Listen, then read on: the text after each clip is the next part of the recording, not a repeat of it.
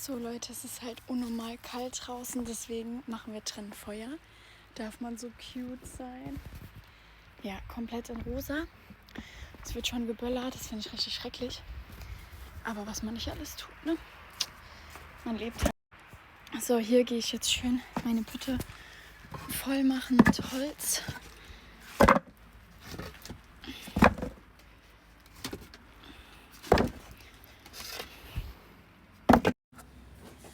So ist mein süßes Outfit, voll cute, oder?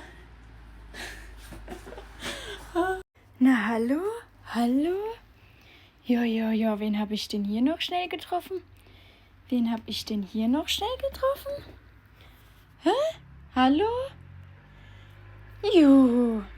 Keine Angst, hä? Und jetzt machen wir hier ein kleines Feuerchen im Kamin. Dann machen wir das hier erstmal ein bisschen mit dem Besen frei. Und dann geht's los. Dann stapeln wir hier das bisschen.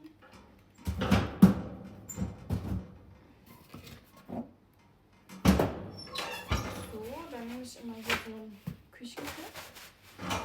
Weil, ja, das geht einfach wirklich am besten, Leute. Trust me, trust the progress. Bisschen Sonnenblumenöl drauf. Dann anzünden.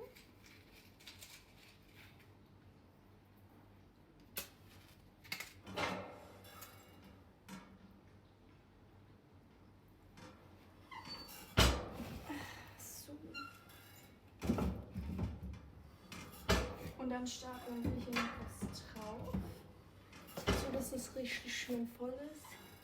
Und dann warten wir ein bisschen, damit wir es gleich schön warm haben. So, hier seht ihr, wie schön das jetzt anfängt zu brennen. Und gleich wird es hier ganz schön warm. So lässt sich doch der Winter erleben, ja?